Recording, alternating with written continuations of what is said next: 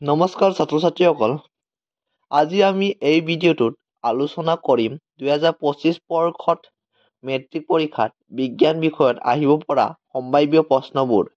এই গতিকে যোনসকল ছাত্ৰ-ছাত্ৰীয়ে 2025 বৰ্ষত মেট্ৰিক পৰীক্ষা দিবা, সেইসকল ছাত্ৰ-ছাত্ৰীয়ে ভালদৰে চাই ল'লে ভাল হ'ব বুলি মই ভাবোঁ। আৰু এটা কথা, তোমালোকলৈ আমাৰ এই চেনেলটোত ইংলিছ, ছ'চিয়েল সায়েন্স, আছামিজ আদি সকলোবোৰ সাবজেক্টৰ বহুতো ভিডিঅ' উপলব্ধ হৈ আছে।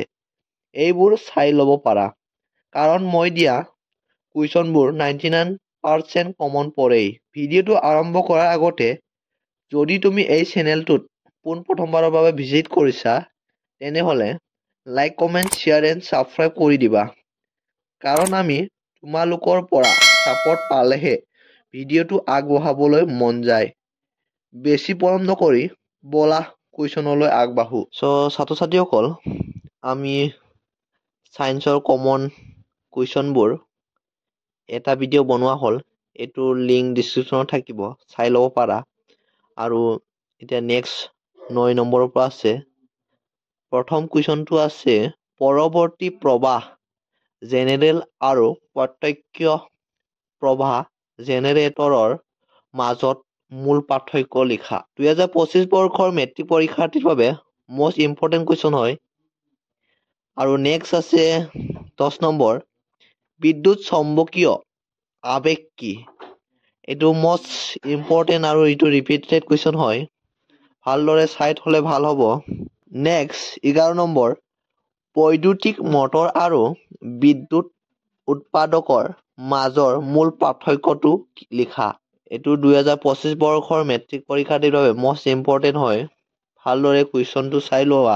নেক্সট কুৱেশ্যন নম্বৰ 12, চিত্ৰৰ সহায়ত বৈদ্যুতিক জেনেৰেটৰ এটাৰ মূল নীতি আৰু কাৰ্য ব্যাখ্যা কৰা।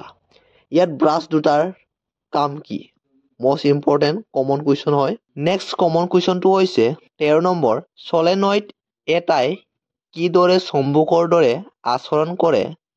দণ্ড চম্বুকৰ সহায়ত বিদ্যুৎ চলিত ছলেনয়েড এটাৰ উত্তৰ আৰু দক্ষিণ মেৰু চিনাক্ত কৰিব পাৰি নে? ব্যাখ্যা কৰা।